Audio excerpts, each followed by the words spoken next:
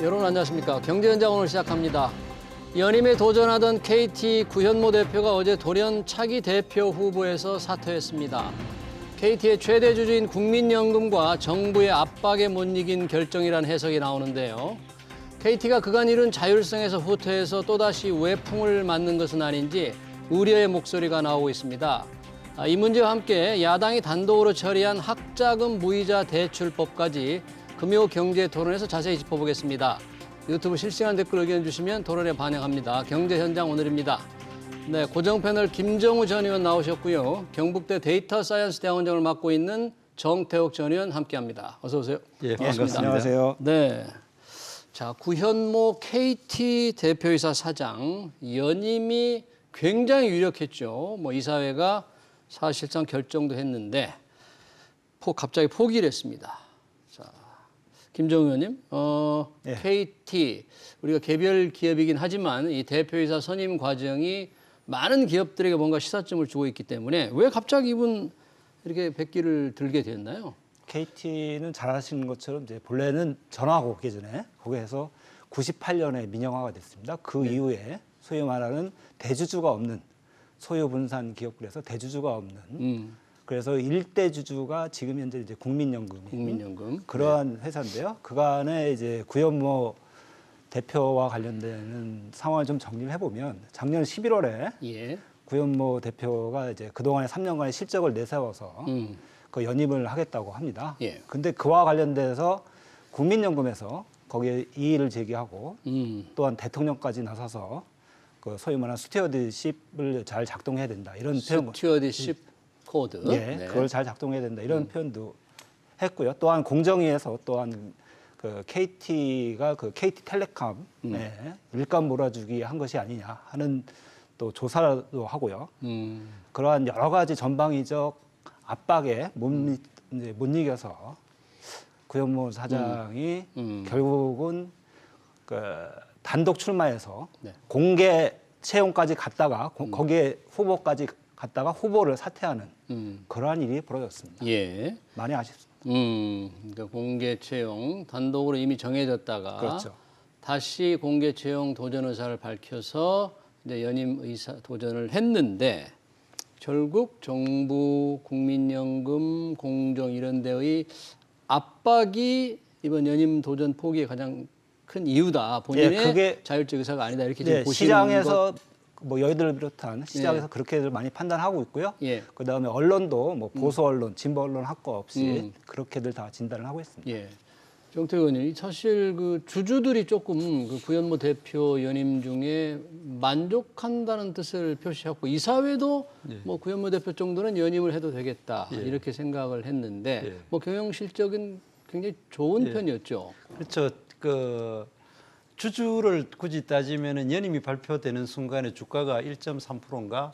사실 1.3%가 굉장히 큰 액인데 하루 만에 오를 정도로 올랐고 저 시장의 반응도 좋았고 네.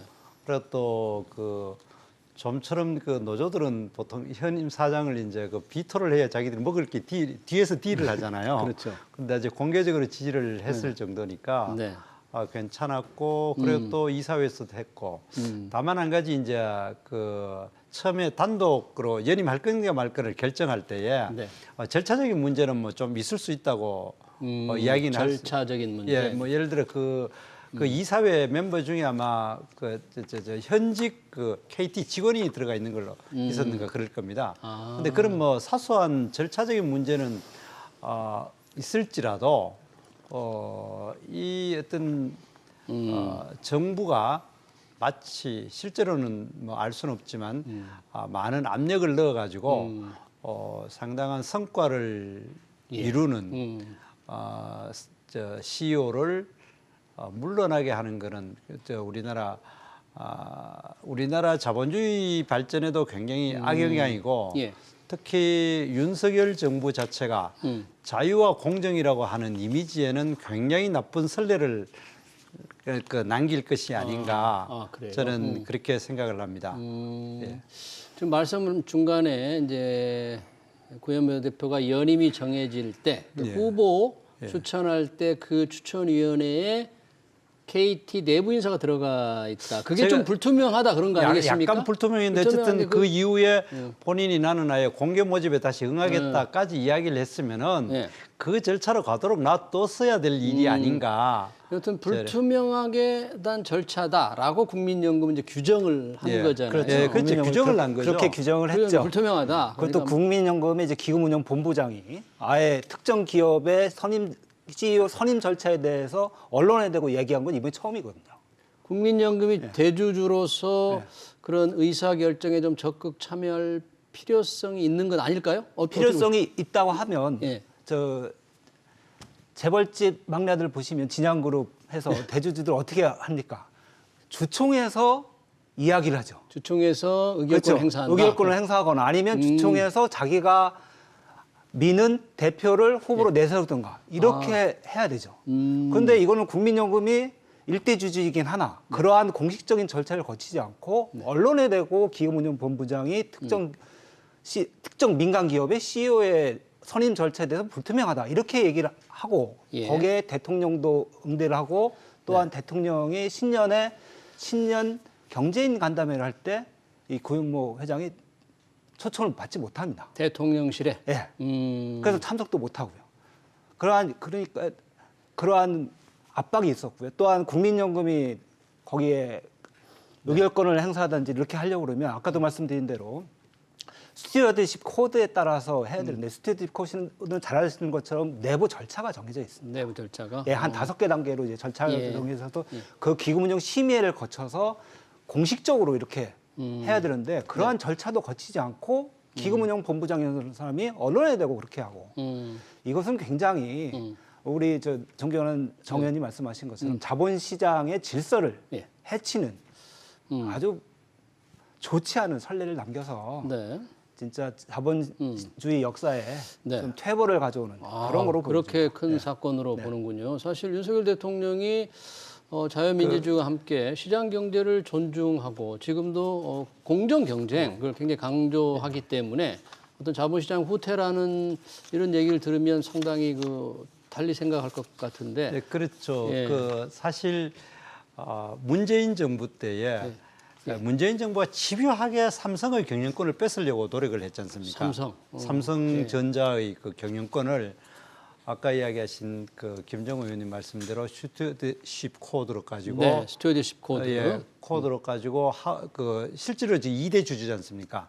삼성 이재용 일가가 한 19% 가지고 있고 국민연금이 한 10% 정도 가지고 있는데 그거를 삼성 생명이 네. 저거를 뭡니까? 3% 이상 가지지 못하는 거를 의결권 제한. 저거 하는 그 산정 방법만 예. 바꾸는 방법을 하면 삼성의 경영권을 실제로 국민연금이 뺏어올 수 있도록 하는 것을 집요하게 했을 때 많은 우리 국민들이 강력하게 거기에 대해서 잘못을 지적하고 했어가지고 예. 정권이 바뀌었다고 생각을 합니다. 그 자본주의를 근본적으로 훼손하는 것이 문재인 정부다 이렇게 생각을 했는데 예. 이번에 내부 구체적인 거는 우리 김정우 의원님 이야기한 그것 때문인지는 모르지만은 그러나 일반인 시민들의 눈에 봤을 때는 이 정부가 예. 사실상 정부의 약간의 지분밖에 가지지 않았는 민간 기업에 대해서 그리고 비교적 실적이 좋았고 네. 그리고 또 하나 보면은 이제까지 사실 주인 없는 회사에 들어가 가지고 CEO들이 나쁜 짓 한 것이 굉장히 많습니다. 옛날에 대우조선해양 같은 경우는 노동조합하게 해가지고 이게 이제 민간에서 인수하려고 하는 걸 방해해가지고 인수를 못하게 한 사례 가지고 수조 원의 수십조의 손실을 입힌 사례도 있고 예. 또 과거 아주 옛날이기는 합니다만은 주인 없는 지금 기아가 사실 도덕적인 해이를 가져와 가지고 결국 하는 이런 사례가 있기 때문에 적절한 통제는 필요하다고 생각을 합니다. 예, 예. 그런데 이번에 일괄해서 네. 모든 것을 정부가 개입하는 거는 개입하는 것이 나쁘다고 할 수는 없겠지만은 구현모 대표 같은 경우에는 저희들이 알고 있기로는 구 대표는 출신 자체가 정권 출신이거나 낙하산이 아니었고 정치인이 아니고요. KT 예. 내부 네. 예. 출신이었고 순수 이제 네. 했고 그다음에 실적도 좋았고 그리고 또 시장의 반응도 나쁘지 않았기 때문에 그 뭐 정말 네.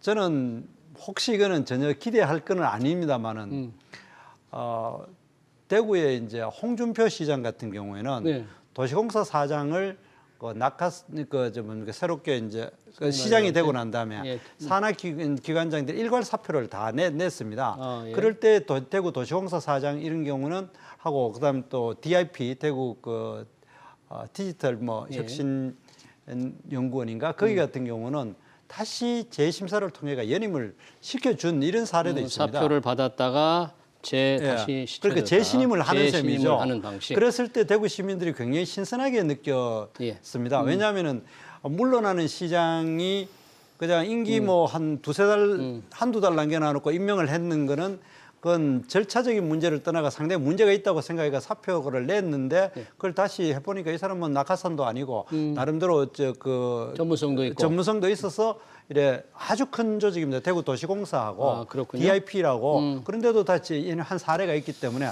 만약 전혀 그럴 가능성이 나는 없어 보이기는 합니다만은 다시 재공모 절차를 통해 가지고 구 대표를 응모하게 하는 것도 정말 그랬을 때에 진정한 정부의 이 윤석열 정부의 이미지 개선에 엄청 도움이 되지 않냐. 그게 전 정부와 확실히 비교되는 멀쩡한 민간 기업도 뺏으려고 하는 데 비해서 이래 할 건데 과연 그렇게 할지는 저는 쉽지 않습니다. 가능성은 좀 없어 보이고요. 지금 이 구현모 대표와 함께 공개로 응모했던 분들이 꽤 많아요 지금. 예, 전체가 KT 한 내부 34명 인사, 정도? 외부 인사 어떤 분들이 좀 눈에 띕니까? 전체가 한 34분 정도 되는 것 같고요. 예. 그 중에 이제 내부 인사가 한 18명, 나머지가 이제 외부 인사인데 외부 인사 중에는 또 정치인 출신이 또 많이 있습니다. 정치인.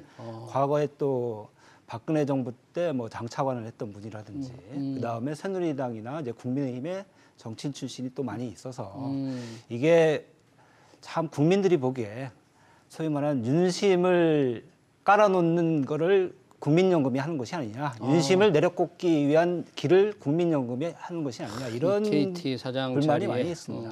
그리고 문재인 정부 때도 소위 말하는 국민연금을 통해서 이제 재벌 개혁을 좀 재벌의 지배 구조를 개선하려고 좀 해봤었는데 그때 아까도 말씀드린 국민연금의 스튜어드십 코드 내부 기준이 있습니다. 5개 단계를.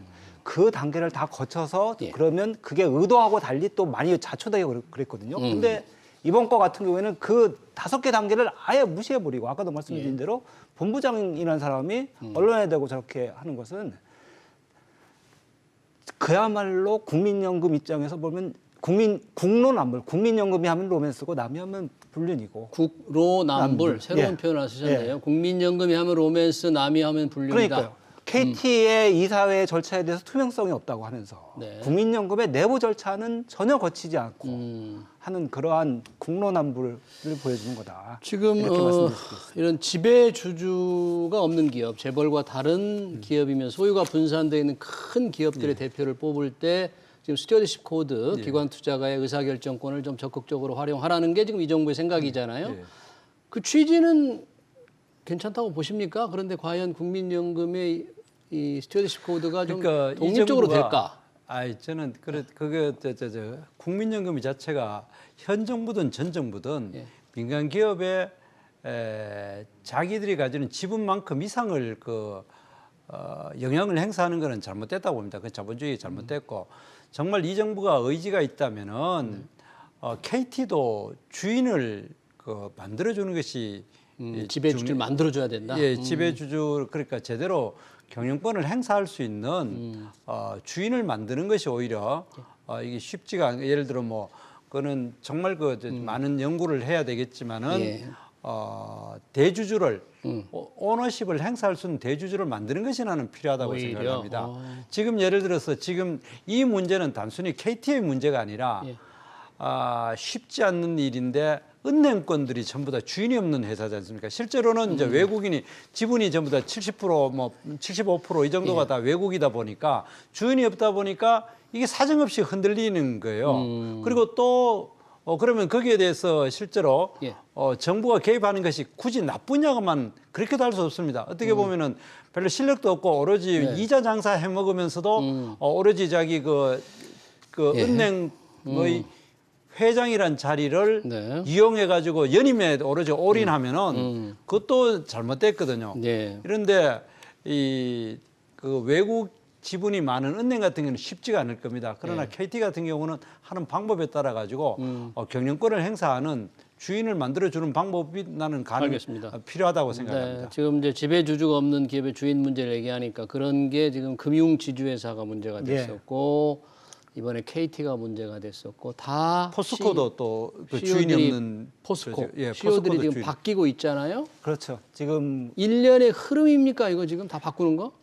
윤석열 정부 들어와서 흐름이 돼버렸습니다. 지금 5대 이제 금융지주 회사가 있는데 그 중에 3개가 바뀌었고요. 세 번 네, 회장이 3개가 바뀌었고. 바뀌었고 그 중에 3개 중에 2개는 예. 또 박근혜 정부 때 장관, 뭐 국무조정실장을 했던 분들이 임명이 돼서 전직 장관 출신이 선임이 됐다. 네. 네.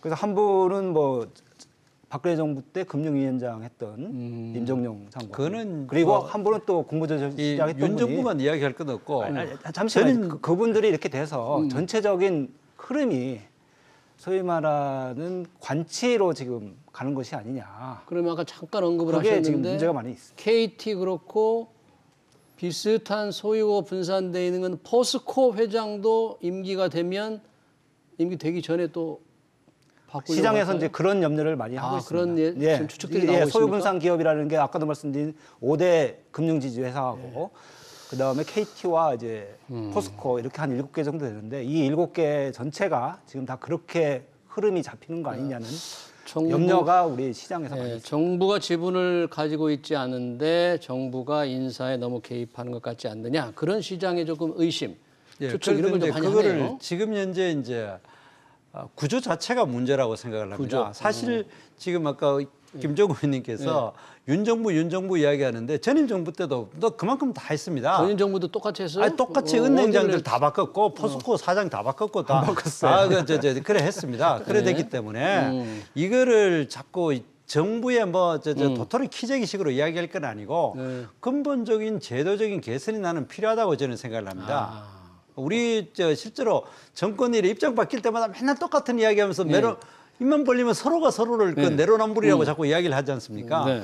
이거는 정말 제도 이제 윤석열 정부가 뭐 개혁할 것도 많긴 하지만은 여기 대해서 분명한 어떤 제도적인 개혁을 실제로 할 필요가 있다고 저는 생각을 합니다. 예, 지배 구조를 좀 바꿔야 된다 그런 얘기인데. 그 역시 저는 지배 구조를 바꾸는 것의 가장 핵심은 실질적인 주인을 찾아주는 게 만들든지 찾아주는 게 난 필요하다고 실질적인 생각합니다. 주인을 찾아야 된다. KT가 이제 실질적인 일대 주주가 없다는 얘기죠. 국민연금 빼고는. 그렇죠. 국민연금 빼고는 없다 보니까 이제 정부가 좌지우지하고 국민연금뿐만이 아니라 포스코도 지금 그런 상황이거든요. 포스코. 예. 그래 되기 때문에 그런 거는 정부가 차라리 어떻게 이게 보면은 정권 5년짜리 정부가 나올 때마다 그냥 주인을 자꾸 바꾸려고 노력하다 보니까 이런 문제가 생기는 겁니다. 포스코 최종우 회장님 상당히 긴장하겠네요. 예, 그러실 것 같고요. 근데 말씀 중에 문재인 정부에서 금융지주 회사나 그쪽에는 절대 인사 개입 안 했습니다. 문재인 정부에서 안 했어요? 예, 안 했습니다. 그 금융지주 회사 확실하게 말씀할 수 있어요? 예, 확실하게 안 했습니다. 아, 그래요? 그리고 지금 말씀드린 대로 구현모 회장, KT 회장, 구현모 대표. 네. 구현모 대표, 예. 그 선임될 때 청와대는 절대 국민연금에서 손 안 댔습니다.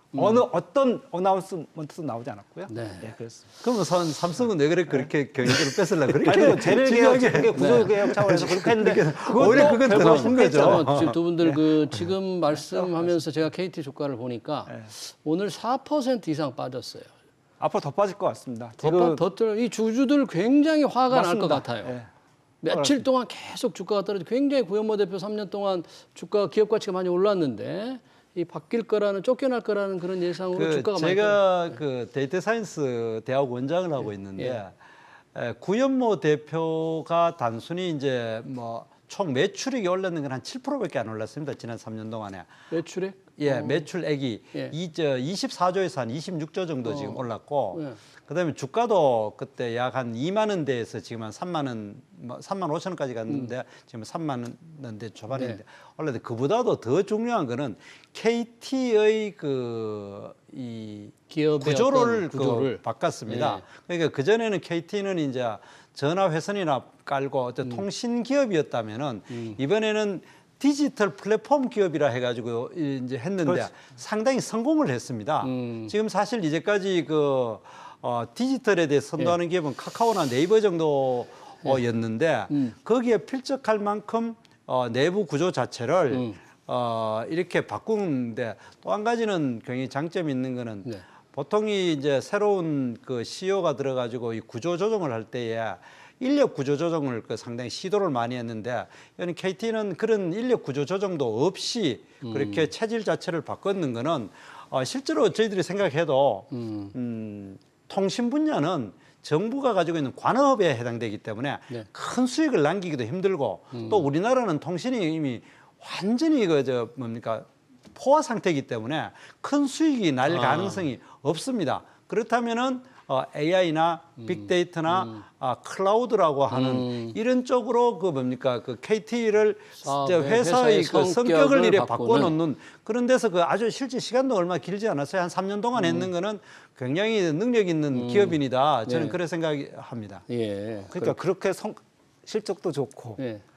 그다음에 기업의 성격도 바꾸고 또한 문재인 정부에서 임명 이제 했지만 주총에서 해가지고 임명이 되고 문재인 정부의 창출에 전혀 기여한 정치인도 아니거든요. 그런 분이 윤석열 정부 들어와서 왜 그런 압박을 받아야 되는지 예. 참 의심이 많이 가고요. 의구심이 많이 이게 간다. 또한 일반 기업 입장에서 보면 예. 기업이 향후에 국민연금이라든지 소위 말하는 용산에 눈치를 봐야 되는 이러한 시그널로 작용할 염려가 있어서 그 자본시장 전체의 건전성을 해칠 우려가 있다. 안 좋은 신호가 될 수 예, 있다. 그럼요. 예. 좀 지켜봐야 될 것 같은데 걱정되는 일단 상황입니다. 예. 소액 주주들로서는 좀 불만이 있는 것 같습니다. 주식을 많이 던지고 있어요. 이 주가가 떨어지는 거 보니까. 다음 주제로 넘어가 보겠습니다. 국회 교육위원회가 어제 통과시켰죠. 대학생들 돈 빌릴 때 이자 취업 전까지는 안 갚아도 된다. 지금은 취업 후에 갚지만 그 취업 전까지 기간을 포함해서 이자를 갚아야 되는데 네. 이제 안 갚아도 되게 만드는 이른바 학자금 대출법, 무이자 대출법. 김종원 의원님, 이 법 민주당이 단독으로 통과시켰는데 그렇게 통과시킬 만한 법이었습니까? 물론 상임이긴 합니다만 아직. 네, 뭐 민주당뿐만 아니라 야당들이 이제 협조해서 이제 통과한 거고요. 국민의힘만 빠진 예, 것이고요. 예. 그런데 이제 전체 청년들한테 이자를 면제해 주는 것이 아니고 취업을 못 하거나 취업이 안 돼 있거나 그러니까, 그다음에 또한 취업했더라도 중간에 퇴직을 했거나 아니면 창업했다가도 폐업을 했거나 아니면 취업 중에도 소위 말하는 육아휴직을 했거나 그래서 최저임금 정도 수준을 못 받는 그러한 청년들에게 그런 기간에는 그런 기간에는 이자를 면제해 주는 이자. 예, 원금은 계속 상환해야 되는 거예요, 나중에요. 이자를 면제해 주는 거고요. 이게 지금 바이든 행정부에서도 예. 작년부터 이제 시행을 하고 있습니다. 바이든 대통령이 네. 그럼 하고 있습니다. 네, 거기서 이제 아예 원리금을 탕감해 주는 정책을 하고 있고요. 예. 그런데 이것에 대해서 이제 소위 말하는 여당 국민의힘이 이제 비판하는 것은 재정이 너무 많이 소요된다. 그래서 한 8천억 정도 소요된다는 거예요. 8천억의 예. 재정 부담이 있다. 네, 적은 돈은 아니에요. 네, 근데 이제 그게 교육부 자료를 인용해서 했는데 예. 그게 교육부 자료가 좀 잘못된 것이 그 10년에 8천억입니다. 10년. 이것도 네. 8천억이에요. 네, 10년에 8천억. 그러니까 1년 단위로 하면 한 800억 정도. 근데 교육부 예산 규모가 연간 한 102조 원 정도 되고요. 거기에 비하면 굉장히 작은 규모고. 또한 일부에서는 소위 말하는 퍼주기 아니냐, 포퓰리즘이 아니냐 이런 비판도 포퓰리즘이다. 하지만 지난주에도 좀 논의했듯이 반도체 대기업에 대해서 세액 공제해 주는 게 연간 한 3조 6천 원 됩니다. 예. 3조 6천 원. 그러면 대기업한테 해주는 거는 포퓰리즘이라고 안 하면서 왜 우리 불쌍한 청년들에게 취업도 제대로 안 되고 그다음에 취업하다가 쫓겨나서 자기 생활도 못하는 청년들에게 학자금의 이자만 조금 깎아주는 것 같고 그렇게 하는 건 좀 곤란하다. 곤란한 거 아니냐. 지금 이 학자금 대출 이자가 1.7%이기 때문에 사실 굉장히 낮은 수준이긴 해요. 이걸 다 면제를 해줘 일정 기간 돈을 못 벌거나 취업 전이거나 뭐 잠시 실업 상태이거나 정태근 의원님 어떻게 이걸 보십니까? 예, 아까 말씀하신 국민의힘 때 나가지고 상임위원회에서 야당 그러면은 거꾸로 이야기하면은 X가 적으면 막 써도 되는 겁니까? 그렇죠. 그러면 안 되죠. 나라 X가 적으면 막 써도 되는지. 지금 이제 아까 이야기하신 대로 이미 현재 제도도 학자금을 거의 뭡니까 재학 중에는 이자가 없지 않습니까? 이자도 없고 그러면 이제 졸업한 이후에 1.7% 같으면 굉장히 낮은 이율입니다. 낮은 지금 이자죠. 우리나라 그 가계 대출의 평균이 약 5.6%, 5.6% 또는 6% 정도 되는데 네. 그거를 깎아준다. 그러면은 이렇게 지금 이제 이 학생 대상 숫자가 굉장히 적은데 예를 들어 그 8천억, 네. 뭐 1년에 한 800억이라 칩시다. 그럼 그런 식으로 그 많은 그만한 학생 숫자마다 다 1년에 800억씩 깎아주면은 예. 그것도 다 모으면은 수십조가 될 겁니다. 그럼 예를 들어서 취업 못한 대학생들한테 800억 깎아주면은 예를 들어 장사가 잘 안 되는 영세민들한테도 또 깎아줘야 다 돼요. 그 정도 갈라주기 시작하면은 되지 않습니다. 이거는 그리고 또 왜 이런 무리한 짓을 하느냐. 때는 지금 이제 선거 앞두나 놓고 내년 총선? 그래 놓고 또 하나 있고 총선이 있고 또 한 가지는 뭐 정치 이야기를 굳이 하기는 싫은데 네. 이 지금 민주당이 지금 방탄 국회를 하고 있으면서 민생을 자꾸 이야기를 하면서 민생의 이제 새로운 본보기로서 이걸 꺼내는 거예요. 그 우리 사회에서 가장 어떻게 보면 취약계층 중에 예. 일부가 취약계층이면서도 별로 도움을 못 받다고 생각하는 청년들에 대해서 이게 돈을 줌으로써 해가지고 자기들이 방탄국회에 뭔가 이제 생산적인 일을 한다는 걸 보여주기 위한 건데 그거는 저는 이미 충분히 정부나 국가나 사회가 혜택을 주는 세대에다가 네.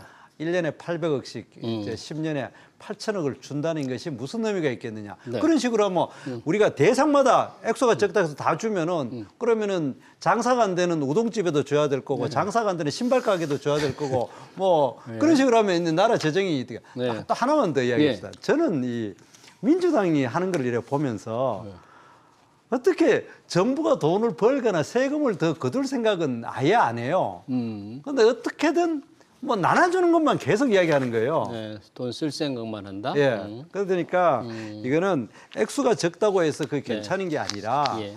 이거는 이미 졸업할 때까지는 무료고 그다음에 네. 졸업한 이후에 사실 그리고 또 취업이 되냐 안 되냐 그걸 또 증명하는 방법도 굉장히 어려워요. 예. 그거를 하면 거기에 대한 국가적인 사회적인 비용도 엄청납니다. 예. 그리고 그 이주율도 굉장히 낮고. 예, 아까 알겠습니다. 김정은 의원님께서 이제 규모가 아주 크지 않다고 그랬는데 저희 시청자들은 또 그런 지적을 하셨어요. 공짜로 주는 것 가능하면 없애는 게 좋겠다. 왜 특정인에게 이런 혜택을 베푸느냐. 원칙적인 말씀을 하셨는데. 아니 그러니까요. 그게 똑같은 겁니다. 특정 기업에 반도체 투자해서 3조 6천억을 깎아주는 건 세계 기업만 혜택을 대기업 받습니다. 그러면 왜 그 기업에 대해서 특혜라고 안 그러고 그거는 포퓰리즘이 안 아니 그러고 그것도 특혜라 해가지고 예. 못하게 하고 있지 않습니까? 예? 아니 그것도 특혜라고 못하게 했으면 지금 이것도 현재 하지 말아야 되는 아니, 거죠. 그거는 하자고 합의가 됐고 하고 있고요. 예, 왜 예. 국민의힘에서 그런 걸 소위 말하는 부자들 초대 기업만 세금 깎아주려고 아니 하고 근데 이렇게 하면 안 대기업이 되죠. 거기 뭐 주주 숫자라든지 네. 사실 다 몇 주씩 다 가지고 있지 않습니까? 삼성전자, 삼성전자 주주들 하이닉스 그렇죠. 다 가지고 있으면은 예. 그거 보면 그렇게 부자 감사로 가는 거는 진짜 지금부터 한 40년 전에 학생 운동 때의 논리를 갖고 이야기를 하지 지금 그렇게 이야기할 수가 없어요. 예, 선거용 그러니까 이 대학생 무이자, 이 무이자 대출 특별법은 선거용 포퓰리즘이다. 선거용 플러스 대기업도- 방탄 물타기용. 네, 대기업도 그러는데 이 대기업도 그렇게 많이 혜택을 주는 것보다 이런 오히려 대학생들이 낫지 않느냐. 그러면 아직 상임위밖에 통과하지 않은 거니까 예. 이런 여야가 의견이 첨예하게 엇갈리면 좀 지켜봐야 될 것 같아요. 이게 실제 실행이 될지는 한번 보고 두 분의 의견을 한번 생각하면서 법안 처리 과정을 좀 지켜보겠습니다. 네, 금요경제토론 여기서 마치겠습니다. 지금까지 정태옥 전 의원 그리고 김정우 전 의원이었습니다. 두 분 고맙습니다. 예.